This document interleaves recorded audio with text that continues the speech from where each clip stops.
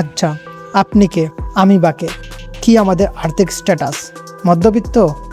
চলুন একটা হিসাব করে দেখি যে আমি আসলে মধ্যবিত্ত কি না। আপনার বাবা কিংবা আপনি নিজেই প্রতি মাসে 25 থেকে 25,000 টাকা ইনকাম করছেন, আর সেই টাকার উপর আপনি সহ 3 ডিপেন্ডেন্ট, আর তার কারণে আপনি নিজেকে মধ্যবিত্ত ভাবছেন? তাহলে চলুন সহজ একটি হিসাব করে নেই। আপনি আপনার প্রতি মাসে ইনকামকে 3 দ্বারা ভাগ দিন, তাহলে পার পারসন মাত্র 11,000 টাকা বা তার উপরে থাকবে। আর এই ফিক্সড 35,000 থেকে বাসা ভাড়া, বিদ্যুৎ বিল, গ্যাস বিল, ইন্টারনেট বিল, হাবিজাবি সব কিছু মিলিয়ে খরচ শেষে পার পারসন এর কাছে ধরেন 5,000 থেকে 5,500 টাকার মতো থাকবে। তাহলে আপনি মধ্যবিত্ত? উত্তরটা অনেক সহজ, না।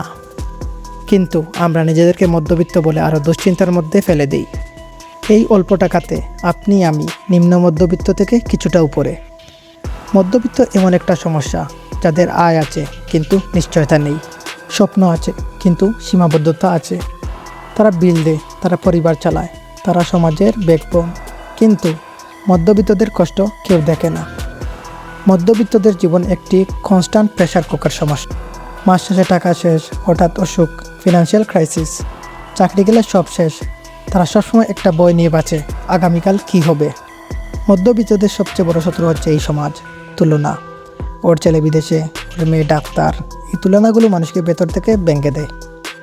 তবুও তারপরও মধ্যবিত্তরা হারে না, তারা লড়াই করে, তারা টিকে থাকে, তারা আবার উঠে দাঁড়ায়, কারণ তাদের হারার অপশন নেই।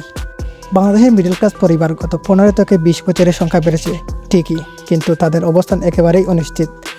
সেভিংস কম, ইনভেস্টমেন্ট কম, আর্থিক নিরাপত্তাও কম। আচ্ছা, তাহলে মিডল ক্লাস আসলে এত স্ট্রাগল কেন করে?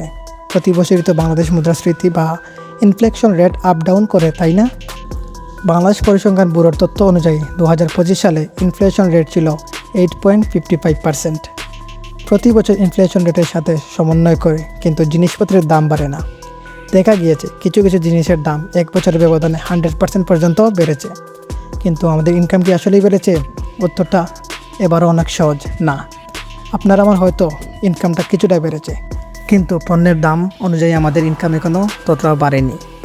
তাই আমাদের এখনও মধ্যবিত্ত হয়ে ওঠা হয়নি, আমরা এখনও নিম্ন মধ্যবিত্ত থেকে কিছুটা উপরে আছি। আপনার কি মনে হয় এই দেশে জিনিসের দাম বাড়ার কারণে মধ্যবিত্ত পরিবার সংখ্যা বাড়ছে?